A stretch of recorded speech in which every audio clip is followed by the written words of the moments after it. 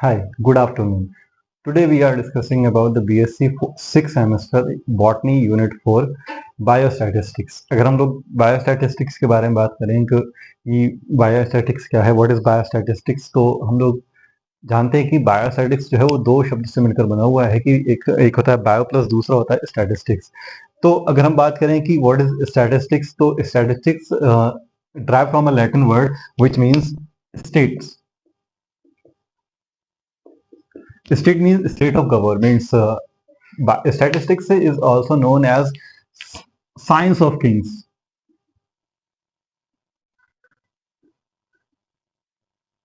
Science of Kings और arithmetic of science के नाम से भी हम लोग इसको ऑलरेडी जानते हैं.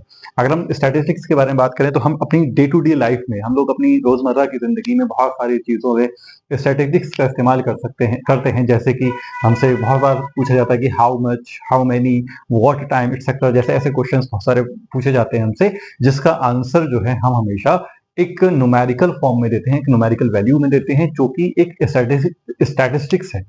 जैसे कि अगर हमसे पूछा जाए कि यहाँ से बरेली तक का डिस्टेंस कितना है, तो हम उसको एक न्यूमेरिकल वैल्यू में बताएंगे कि यहाँ से बरेली का जो डिस्टेंस है वो 60 किलोमीटर है. या हमसे पूछा जाए कि टाइम कितना हो रहा है, तो हम बताएंगे कि भाई 2 बज रहे हैं कि 4 बज रहे हैं. तो वो क्या है, हम लोग जितने भी आंसर इसमें दे रहे हैं कि हाउ मच का आंसर दे रहे हैं, हाउ मेनी का आंसर दे रहे हैं, कि अगर हमसे ऐसे भी पूछा जाता है कि आपके पास कितने पैसे, how much money you have, तो इसका आंसर भी हम लोग जब देंगे तो इसमें एक न्यूमेरिकल वैल्यू आएगी, नंबर्स आएंगे, तो जिसको हम लोग स्टैटिस्टिक्स के द्वारा ही हम प्रेजेंट कर सकते हैं. जैसे कि अगर हमसे पूछा जाता है कि हमारे पास कितने पैसे, तो हम बताएंगे कि हमारे पास 100 रुपए या 50 रुपए या 1 लाख 2 लाख, जो भी हमारे पास प्रेजेंट होंगे तो हम उसमें बताएंगे हमारे पास इतने पैसे हैं. तो इस चीज को हम लोग कहते हैं इस चीज को हम लोग कहते हैं स्टैटिस्टिक्स. अगर हम लोग बात करें कि व्हाट इज बायो स्टैटिस्टिक्स, तो बायोस्टैटिक्स का मतलब, बायो का मतलब होता है लिविंग, स्टैटिस्टिक्स का मतलब जैसे हम लोग ऑलरेडी अभी पता कर चुके हैं कि यूज ऑफ नंबर्स, नंबरों का इस्तेमाल करना ही स्टैटिस्टिक्स कहलाता है. तो अगर हम बात करें स्टैटिस्टिक्स के बारे में, तो स्टैटिस्टिक्स को एक नाम से एक चीज और हम लोग कह सकते हैं कि स्टैटिस्टिक्स क्या है, कि ये जो है बहुत सारी जगहों का इस्तेमाल किया जाता है स्टैटिस्टिक्स. जैसे कि आज हम अपने अगर हम प्रेजेंट सिनेरियो के हिसाब से बात करें तो फार्मेसी में इसका इस्तेमाल किया जा रहा है, एग्रीकल्चर में इस्तेमाल किया जा रहा है, इसका इसका नेट्रोलॉजी में इसका इस्तेमाल किया जा रहा है, इसका बैंकिंग में, रेलवे में, हेल्थ साइंसेज में, और बहुत सारी बायोलॉजी में, केमिस्ट्री में, फिजिक्स में, मैथ में इसका इस्तेमाल किया जा रहा है. तो हम इसमें एक बात ये कह सकते हैं कि स्टैटिस्टिक्स क्या है, कि स्टैटिस्टिक्स एक ऐसी मतलब ऐसा ब्रिज है जो डिफरेंट टाइप ब्रांच के बीच का एक ब्रिज है. स्टैटिस्टिक्स क्या है, स्टैटिस्टिक्स एक डिफरेंट टाइप्स ऑफ ब्रांच के बीच का एक ब्रिज है.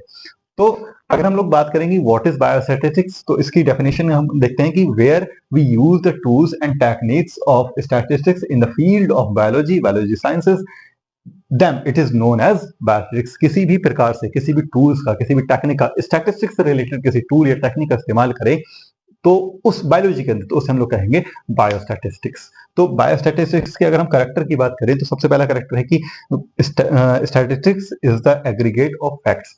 यानी कि जो स्टैटिस्टिक्स है वो फैक्ट, एग्रीगेट ऑफ फैक्ट्स करता है. यानी कि जैसे एग्जांपल के लिए मान लीजिए कोई एक पर्सन है जिसकी जो सैलरी है वो 10,000 है, तो इस चीज को हम लोग स्टैटिस्टिक्स के अंदर कंसीडर नहीं कर सकते. वहीं पर अगर हम बात करें, कोई एक पर्टिकुलर एरिया है, किसी एरिया में 10 लोग रह रहे हैं, उस 10 लोगों में हर एक जो बंदा है उसकी सैलरी 10,000 है, तो हर एक बंदे की सैलरी 10,000, ये एक इस तरीके की प्रक्रिया जब होगी तो इसको हम लोग कहेंगे स्टैटिस्टिक्स. इसको एक न्यूमेरिकल फॉर्म में अगर हम निकालें कि हर एक बंदे की सैलरी कितनी है, तो इसको हम लोग स्टैटिस्टिक्स कहते हैं. दूसरी चीज आएगी statistics collected by elimination and the estimation. यानी कि एस्टिमेशन का मतलब होता है किसी भी चीज को गैस करना, और एलिमिनेशन की बात हम लोग करें कि काउंटिंग, नंबर, यानी कि गिनना. जैसे एग्जांपल से समझते हैं, जैसे मान लीजिए कोई पॉन्ड है, एक तालाब है, उसके अंदर बहुत सारी मछलियां हैं. तो बहुत सारी मछलियां, पॉपुलेशन बहुत ज्यादा है, उस पॉपुलेशन को अगर हम लोग काउंटिंग करना चाहेंगे तो नहीं हो पाएगी, पॉसिबल नहीं है. उसको फिशेस को काउंट करना, एक पॉन्ड में फिशेस को काउंट करना पॉसिबल नहीं है.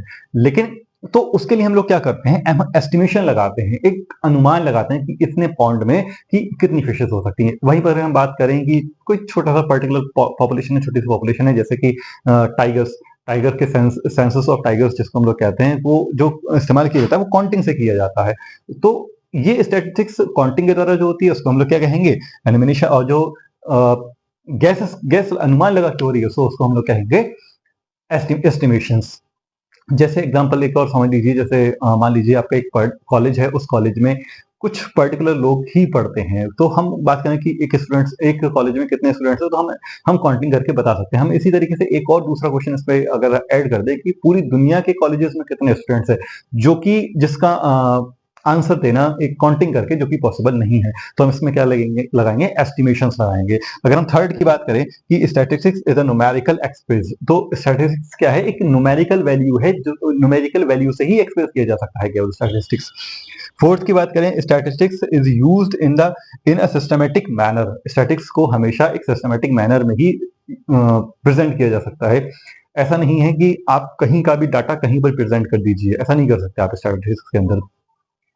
इसमें हमें क्या करना होता है, जैसे कि मान लीजिए आप कहीं पर एक पॉपुलेशन काउंटिंग कर रहे हैं, तो उसमें उस पर्टिकुलर एरिया के ही लोगों की काउंटिंग करेंगे। ऐसा नहीं हो सकता कि आप किसी दूसरे सिटी के लोगों की काउंटिंग को उसमें ऐड करते हैं, ऐसा नहीं कर सकते आप। उसमें जो भी हमारे पास डाटा होना चाहिए वो एक दूसरे से रिलेटेड होना चाहिए, तभी आप उसको सिस्टमेटिक मैनर में ऐड कर सकते हो। अगर हम लोग इससे फिफ्थ की बात करें कि स्टैटिस्टिक्स इज द कलेक्टिव और the establishing relation and form making prediction about the different aspects. अगर हम लोग बात करें कि इसको भी एक एग्जांपल से समझने की कोशिश करते हैं, जैसे कि एग्जांपल मान लीजिए एक मौसम विभाग है। मौसम विभाग के बाद जो इन्फॉर्मेशन होती है, वो जो हमें जब इन्फॉर्मेशन देता है, तो वो जो इन्फॉर्मेशन है वो अपने आप वो कलेक्ट करके नहीं लाया, उसमें बहुत सारी डिपार्टमेंट से जाकर बहुत सारे डिपार्टमेंट से जाकर इंफॉर्मेशन कलेक्ट की होगी, फिर उसको एनालाइज किया होगा, उसके बाद जो इन्फॉर्मेशन फाइनलाइज इन्फॉर्मेशन निकल के आई होगी, उस इन्फॉर्मेशन के तहत हमें बताता है कि कल मौसम कैसा रहेगा, आज मौसम कैसा है, शाम के टाइम मौसम कैसा होगा, परसों मौसम कैसा होगा। तो वो क्या कर रहा है, एक रिलेटेड इन्फॉर्मेशन को रिसीव कर रहा है, उसको एनालाइज कर रहा है, उसके बाद एक नई इन्फॉर्मेशन बना रहा है जो हम तक पहुंचा रहा है, जो कि कह सकते हो आप मौसम विभाग का इसमें बहुत अच्छा एग्जाम्पल हो सकता है। अगर हम बात करें कि who was the father of biostatics, तो उसमें आंसर होगा एफ गाल्टन। अगर हम बात करें who was the father of modern biostatics, तो उसका आंसर होगा R A Fisher, professor R A Fisher. अगर हम बात करें कि नेशनल स्टैटिस्टिक्स डे कब मनाया जाता है, तो उसका आंसर आएगा 29 जून। हम बात करते हैं कि वर्ल्ड स्टैटिस्टिक्स डे कब मनाया जाता है, तो उसमें आंसर आता है 20 अक्टूबर को मनाया जाता है। और हमारे पास कुछ साइंटिस्ट हैं जो इस स्पेसिफिक रूप से फेमस हैं स्टैटिक्स के लिए, जैसे कि सी आर राव, पी के सेन एंड डी बासु। इस तरीके के कई सारे और साइंटिस्ट भी हैं जो अपनी इस मतलब स्टैटिक्स के लिए बहुत ज्यादा फेमस हैं। या इसके अलावा हम बात करें जो बायोस्टैटिस्टिक्स होती है, इसमें एक और चीज होती है जो सबसे मेन और इम्पॉर्टेंट होती है, जिसको हम लोग कहते हैं सैम्पलिंग। तो बायोस्टैटिक्स को समझने के लिए एक और चीज हम लोग समझेंगे, जो कि सैम्पलिंग होती है। आगे समझेंगे उसको। जैसा कि अभी हमने पढ़ा कि स्टैटिस्टिक्स क्या है, उसके मतलब कहाँ-कहाँ उसके उसके कैरेक्टर्स क्या हैं, उसका कहाँ-कहाँ इस्तेमाल किया जाता है, उसके अंदर किस तरीके की इन्फॉर्मेशंस होती है, क्या होता है स्टैटिस्टिक्स। तो इतनी इन्फॉर्मेशन जब हमने पढ़ी, जो स्टैटिस्टिक्स है वो टोटली बेस होती है डाटा पर। तो डाटा जो टोटली बेस होता है वो होता है सैंपल पर। सैम्पलिंग क्या होती है और डाटा क्या होती है, इसको समझते हैं। कि अगर हम लोग बात करें कि व्हाट इज डाटा, डाटा के बारे में बात करें, डाटा क्या है, कि डाटा आप लोग जानते ही हैं कि कोई भी इंफॉर्मेशन, अगर हम लोग किसी भी इंफॉर्मेशन के बारे में बात करें, किसी भी चीज़ के बारे में हम बात करें, तो उसका कोई ना कोई रिकॉर्ड है, कोई ना कोई डाटा है, या कोई ना कोई साइंटिफिक रिजल्ट उसका है, तभी हम उसको कह सकते हैं कि ये चीज़ डाटा है। जैसे कि एग्जांपल के लिए आप लोग मान लीजिए कोई इन्फॉर्मेशन है हमारे पास, जो कि इन्फॉर्मेशन कैसी भी हो सकती है, इन्फॉर्मेशन हमारी रिटन टेक्स्ट भी हो सकती है, इन्फॉर्मेशन हमारे विजन भी हो सकता है, कुछ भी किसी भी टाइप की इन्फॉर्मेशन हो सकती है। तो जो इन्फॉर्मेशन टेक्स्ट भी हो सकती है और विजन भी हो सकती है, किसी भी टाइप की इन्फॉर्मेशन हमारे पास है, तो वो क्या है, हमारे पास डाटा है। जैसे एग्जांपल के लिए मान लीजिए हमारे पास एक टेक्स्ट है, हमारे पास कोई इन्फॉर्मेशन रिटन में है, तो वो हमारा डाटा है। कोई विजुअल है किसी चीज की, या वीडियो रिकॉर्ड के रूप में हमारे पास कोई इन्फॉर्मेशन है, तो वो भी हमारा क्या है, एक प्रकार का डाटा है। या डाटा कोई भी एग्जांपल के लिए कोई फैक्ट हो सकता है, कोई सच्चाई हो सकती है। जैसे एग्जांपल के लिए कहा जाता है कि कोई भी एक साइंटिफिक ट्रुथ मान लीजिए आप, जैसे कि cell is the basic structure and function unit of life, ये एक फैक्ट है।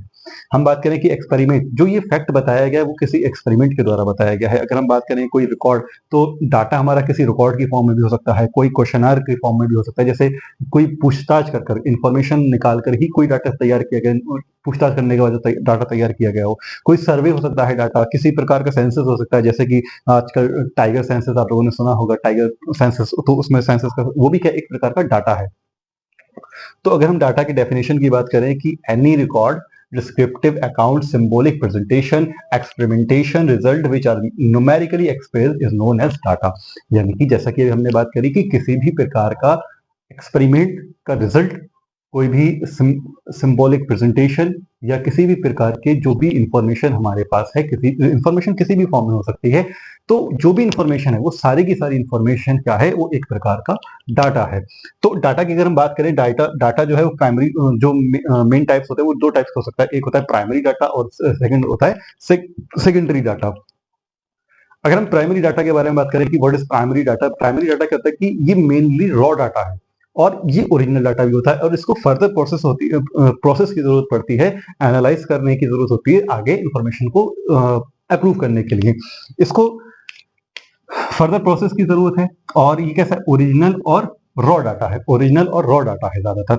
अगर हम प्राइमरी डाटा के बारे में बात करें, प्राइमरी डाटा जैसे एग्जांपल के लिए मान लीजिए कोई एक हॉस्पिटल है, तो हॉस्पिटल के अंदर कई सारे पेशेंट्स आए, तो वो अलग अलग हॉस्पिटल के अलग अलग डिपार्टमेंट्स में उन्होंने विजिट किया, तो ये जो इन्फॉर्मेशन है अभी हमारे पास, ये इन्फॉर्मेशन प्राइमरी इन्फॉर्मेशन है या प्राइमरी डाटा है। इस प्राइमरी डाटा का मतलब ये हुआ कि हमें नहीं पता कि उनको क्या डिजीज था, अभी हमें नहीं पता कि उनको किस तरीके से ट्रीटमेंट दिया गया, अभी हमारे पास एक प्राइमरी डाटा पता है। एक प्राइमरी डाटा के फॉर्म में हमें ये पता है कि एक हॉस्पिटल में कुछ पेशेंट ने विजिट किया पर्टिकुलर डिपार्टमेंट्स में, बस इतना हमें पता है।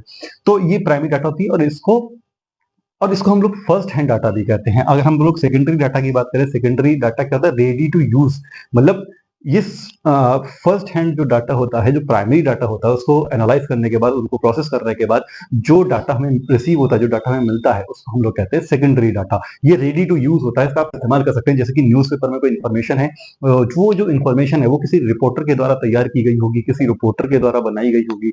जैसे मान लीजिए कहीं कोई घटनाक्रम हो गया, तो उस पर जब रिपोर्टर जाता है, उसको उन्होंने क्वेश्चन किया, उसने किसी बहुत सारे लोगों से उसने इन्फॉर्मेशन को रिसीव किया, बहुत सारे लोगों से उसने पूछताछ करने के बाद एक डाटा उसको मिलता है, एक इन्फॉर्मेशन मिलती है। तो वो प्राइमरी डाटा अपने घर, अपने ऑफिस में, अपने लैब में या जहां पर भी आएगा, तो उसमें वो क्या करेगा, उस पर एनालाइज करेगा, उस पर प्रोसेस करेगा, उसके बाद वो प्रिंट करने के लिए भेजेगा, जो सेकेंडरी डाटा बन जाएगा। प्रिंट हुआ हुआ डाटा सेकेंडरी डाटा बन जाएगा, जो कि न्यूज़पेपर्स में होता है, जो कि बुक्स में मिलता है आप लोगों को, या फिर जो हम बात करें मैगजीन में भी आपको इस तरीके का ही डाटा मिलता है, जिसको हम लोग सेकेंडरी डाटा कहते हैं।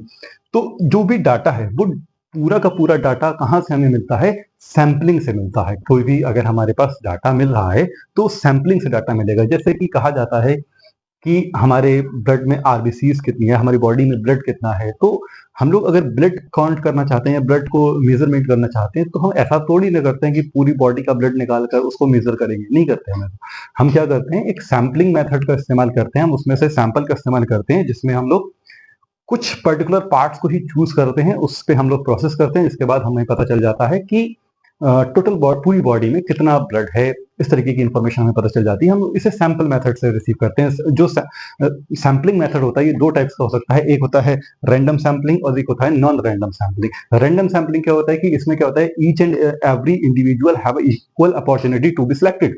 दैट मीन्स कि अगर मान लीजिए एग्जाम्पल के लिए ये हमारा एक क्लासरूम है, इस क्लासरूम में 100 लोग बैठे हुए हैं, एग्जाम्पल के लिए 100 लोग बैठे हुए हैं, तो 100 में से हर एक पर्सन के पास, हर एक स्टूडेंट के पास अपॉर्चुनिटी है कि वो सिलेक्ट हो सके, यहाँ पर स्पीच देने के लिए, किसी भी चीज के लिए सिलेक्ट हो सके। अगर 100 के पास इक्वल अपॉर्चुनिटी है तो वो रैंडम सैंपलिंग के अंदर आ जाएगा। इक्वल अपॉर्चुनिटी होना रैंडम सैंपलिंग। अगर किस नॉन रैंडम सैंपलिंग मतलब कि अगर 100 लोग बैठे हुए हैं, 100 के पास बराबर इक्वल अपॉर्चुनिटी नहीं है, सबके पास अलग अलग अपॉर्चुनिटीज हैं, मतलब किसी भी एक क्राइटेरिया के तहत अगर सिलेक्ट किया जाएगा, तो हम लोग बोलेंगे नॉन रैंडम सैंपलिंग। जैसे एग्जाम्पल के लिए 100 लोग बैठे हुए हैं, 100 लोगों के पास कोई एक जॉब के लिए कंपनी आती है यहाँ पर, तो वो जब जॉब ऑफर करती है, तो उनका एक क्राइटेरिया है कि अगर उन्हीं लोगों को जॉब मिलेगी जिनके हाई स्कूल में या 12th में या ग्रेजुएशन में 70% या 80% के आसपास होंगे, जो भी उनका क्राइटेरिया लगाएगी वो। तो उस क्राइटेरिया के तहत ही जो चंद लोग होंगे वही सिलेक्टेड होंगे, सारे के सारे सिलेक्ट नहीं होंगे, क्योंकि सबकी तो 80% नहीं हो सकती और ना कि सबकी 70% हो सकती। तो हर किसी का एक रैंडम, नॉन रैंडम सैंपलिंग में कुछ पर्टिकुलर लोगों के ही पास चांसेस होता है कि वो सिलेक्ट हो, और नॉन रैंडम सैंपलिंग में every individual have equal opportunity to be selected for a sampling. तो अगर हम रैंडम सैंपलिंग की बात करें, कई सारे टाइप्स का हो सकता है। जैसे कि सबसे नंबर 1 होता है सिंपल रैंडम, सिंपल अगर हम बात करें simple sampling, simple random sampling के बारे में। तो इसको हम अगर करना चाहें, हम अगर बात करें कि सिंपल क्या होता है, सिंपल रैंडम सैम्पलिंग क्या होता है, एसआरएस क्या होता है, जैसे कि एग्जांपल के लिए मान लीजिए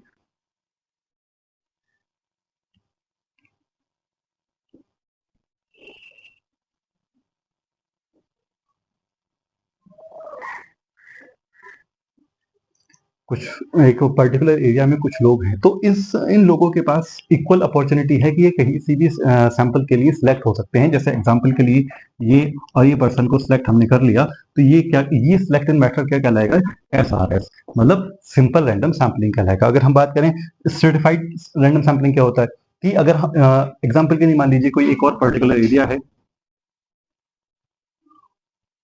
उसमें अलग अलग प्रकार के लोग हैं, जैसे एग्जाम्पल के लिए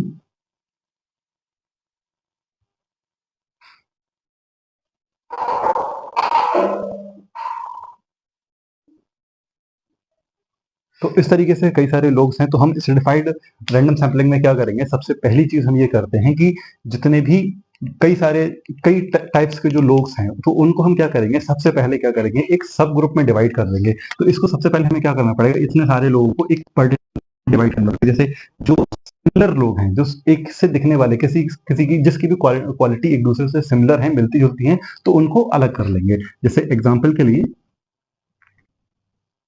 इस तरीके के दोनों दिखने वाले लोग एक से हैं, तो हम इनको एक अलग ग्रुप में रख लेंगे, सब ग्रुप में रख लेंगे। रेक्टेंगल दिखने वाले कुछ लोग हैं, तो उनको एक पर्टिकुलर ग्रुप सब ग्रुप में रख देंगे। कुछ ट्राइंगल से दिखने वाले कुछ लोग हैं, उनको एक अलग अलग सैंपल में रख लेंगे। कुछ सर्कल फॉर्म में हैं, तो उनको अलग एक ग्रुप में रख देंगे। तो हमने क्या किया, इनको सब ग्रुप में डिवाइड कर दिया। सब ग्रुप में जब डिवाइड कर दिया, तो ये क्या बन गया, एसआरएस बन गया, सिंपल रैंडम सैंपलिंग बन गया। तो हम क्या करेंगे, इनमें से पर्टिकुलर में से किसी भी एक का किसी भी एक पर्टिकुलर में से सब सब ग्रुप्स में से हम सैम्पलिंग करेंगे, तो उस सब सैम्पलिंग हम लोग क्या कहते हैं, सर्टिफाइड सैम्पलिंग कहते हैं। इसी प्रकार से अगर हम आगे बात करें, जैसे कि सिस्टमेटिक क्लास जो कि सिस्टमेटिक क्लासिफिकेशन है, अगर सिस्टमेटिक क्लासिफिकेशन के बारे में बात करें, इसमें क्या होता है कि एक पर्टिकुलर इंटरवल के बाद, जैसे एग्जांपल के लिए मान लीजिए हमारे पास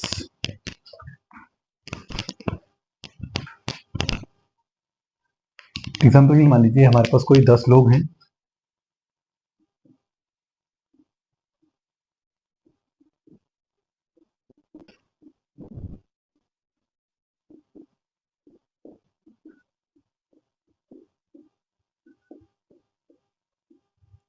कोई 10 लोग हैं, 1 2 3 4 5 6 7 8 9 10, कोई भी हमारे पास रैंडमली 10 लोग हैं, हमें उसमें से कुछ लोगों को सिलेक्ट करना है।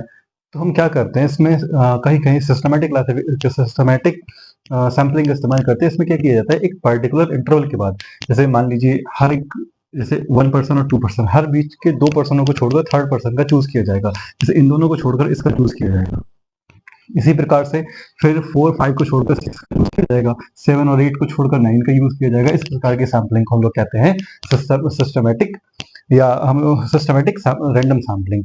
अगर हम बात करें क्लस्टर के बारे में, इसमें क्या होता है कि अगर इससे मान लीजिए कोई हमारे पास बहुत सारे लोग हैं क्लस्टर में, तो क्लस्टर में लोगों का भी ना एग्जाम्पल लेके हम सबसे अच्छा एग्जाम्पल लें ग्रुप्स का।